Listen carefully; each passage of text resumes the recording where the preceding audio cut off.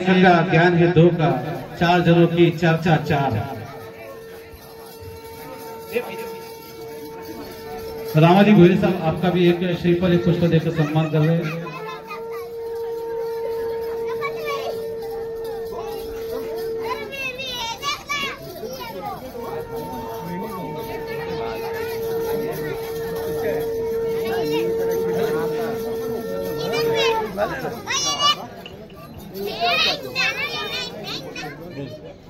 दौंजे से हमारे राजेश जी विटलान साहब बता रहे हैं, उनका भी आप सम्मान कर रहे हैं। वैसे हमारे वाल्मीकि समाज विकास पंचायत के कोषाध्यक्ष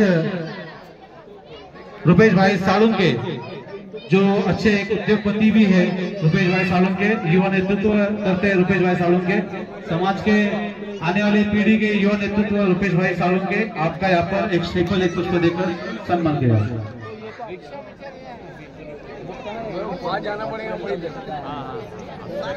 हमारे वाल्मीकि समाज विकास पंचायत के सम्माननीय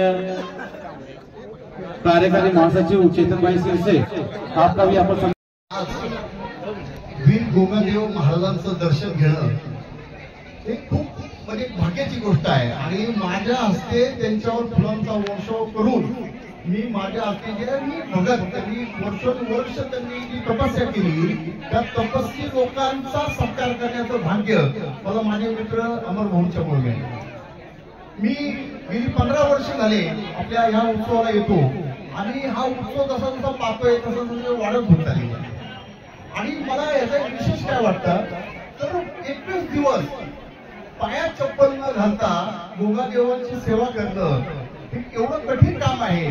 परंतु ज्यांनी इथे आले म्हणजे जे लोक भगत लोक जी मुलं त्यांना घेऊन आले बाबांना काठी घेऊन आले त्यांच्या चेहऱ्यावर इतकं म्हणजे कुठलंही हास्य होतं म्हणजे त्यांना कुठलंही दुःख नाही कुठलं त्यांनी पाय चप्पल नाही म्हणून पाय दुखतो आपण 1-2 मिनिटं चाललो बिगर चप्पल तर आपल्याला चालता येत नाही परंतु 21 दिवस संपूर्ण बाबांची सेवा करणं गोगादेव महाराजांची सेवा करणं हे परम भाग्य लागतं।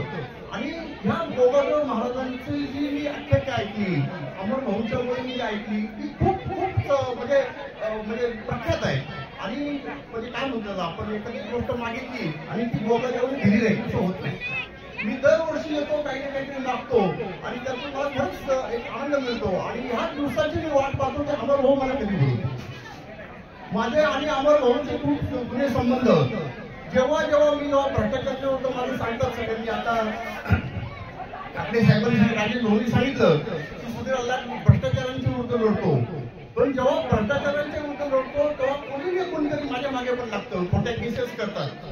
जेव्हा खोट्या केसेस झाल्या त्या टायमाला अमर भाऊ माझ्याकडे त्याची सरकारी नोकरी असताना सुद्धा कोणतीही त्यांनी कमा न बाळगता अमर शिरस्वाल माझ्या कुटुंबाच्या मागे ठामपणे राहिले।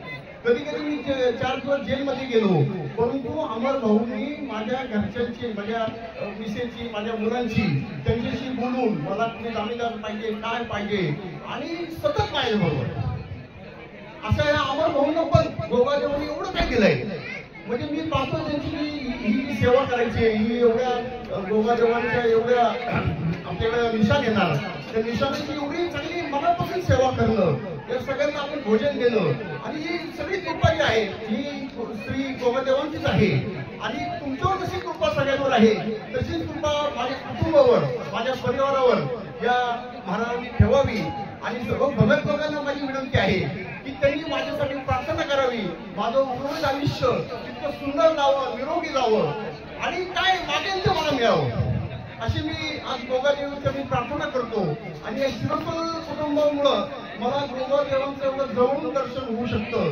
ही भाग्याची गोष्ट असल्याशिवाय नाही किंवा मला त्यांनी बोलवणं म्हणजे म्हणतो ना आपण की मुलांशिवाय कोणी जाता नाही तर त्याप्रमाणे मी ह्या गोगादेवांची वाट पाहतो आणि ते मला बोलवतात आणि माझ्या हस्ते सन्मान होतो। हा खरंच माझ्या आयुष्याचा भाग्याचा दिवस आहे।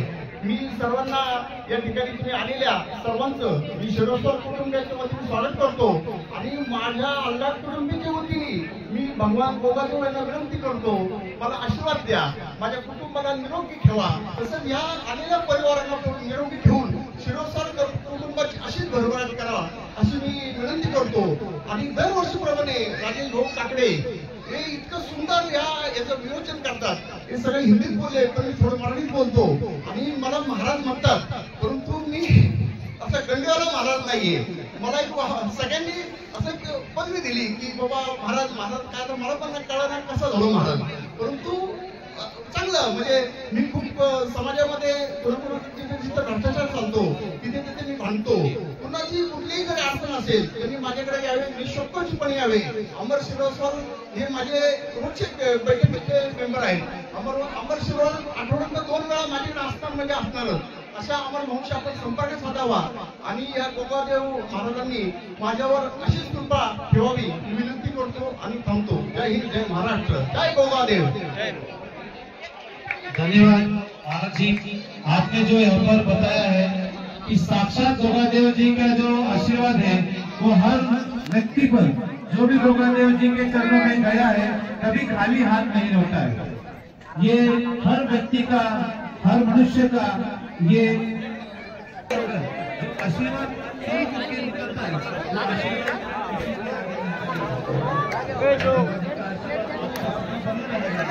लेकिन गोगा जी के चरणों में जो भी आया है